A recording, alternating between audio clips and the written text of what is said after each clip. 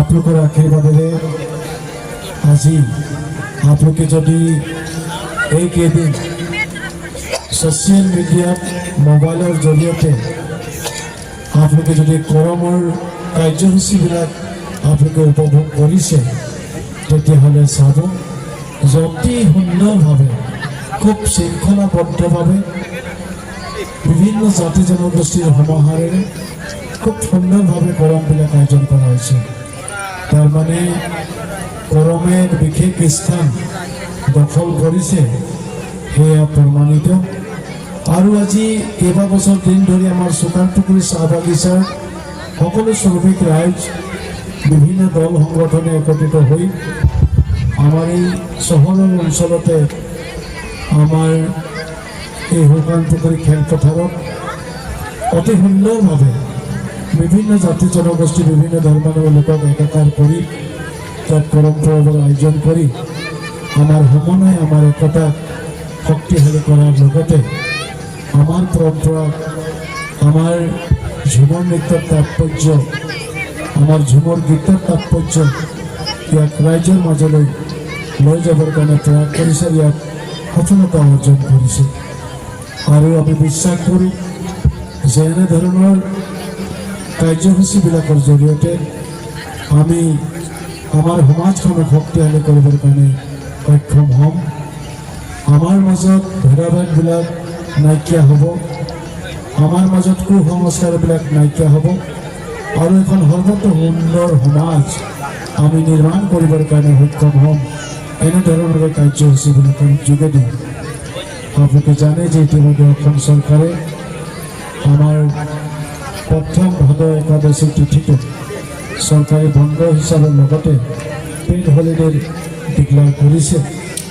আৰু আমাক ভাল লাগিছে যে এইবাৰ প্ৰায়বিলাক চাহ বাগিচা আৰু গাঁৱত কৰম পৰৱৰ আয়োজন হৈছে।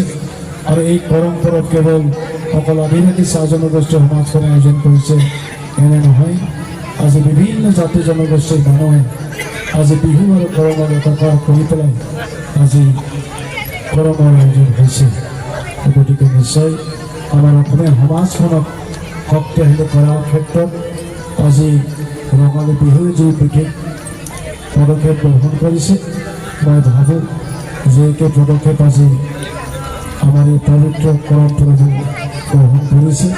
আৰু আমি নিশ্চিত যে এই জাতীয় দুটা উৎসৱে আমাৰ অসমীয়া সমাজখনক বিশ্ব দৰবাৰত প্ৰতিষ্ঠা কৰিবৰ কাৰণে নিশ্চয় শক্তিশালী পদক্ষেপ গ্ৰহণ কৰিব। ইতিমধ্যে আপোনালোকে জানে যে বিহুক আমি বিশ্ব দৰবাৰত প্ৰতিষ্ঠা কৰিবৰ কাৰণে সক্ষম হ'লোঁ। আৰু তাৰ পাছতে ইতিমধ্যে আমাৰ ঝুমৰ নৃত্যকো অহা নৱেম্বৰ মাহৰ ভিতৰতে আমি বিশ্ব দৰবাৰলৈকে আমি লৈ যাম আৰু সমগ্ৰ বিশ্বই আমাৰ এই আখৰাতে আমি নৃত্য কৰা এই ঝুমৰ নৃত্য সকলোৱে উপভোগ কৰিব। আৰু সকলোৱে ঝুমৰ নৃত্য মানে কি, ইয়াৰ মাদকতা, ইয়াৰ সৌন্দৰ্য আৰু ইয়াৰ তাৎপৰ্যৰ বিষয়ে সমগ্ৰ বিশ্বই তেওঁলোকে জানিবৰ কাৰণে সক্ষম হ'ব। গতিকে এটা চাহ জনগোষ্ঠী আদিবাসী সমাজখনৰ কাৰণে এটা ডাঙৰ উপলব্ধি। মই আশা কৰিছোঁ যে আমাৰ তিনিচুকীয়া জিলাখনৰ পৰা বহুকেইগৰাকী নাচনী ঢুলীয়া আমাৰ ৰচিকা উক্ত মেঘা ঝুমৰ নৃত্যত আগভাগ ল'ব। মই সকলোৰে সহায় সহযোগিতা কামনা কৰিছোঁ আৰু ইয়াৰ সফলতা কামনা কৰিছোঁ। পুনৰবাৰ সকলোকে গৰম পৰৱৰ শুভেচ্ছা জ্ঞাপন কৰি মোৰ এই আখৰাটোত ক'বলগীয়াখিনি ইমানতে সমাপ্ত কৰিছোঁ। ধন্যবাদ, নমস্কাৰ।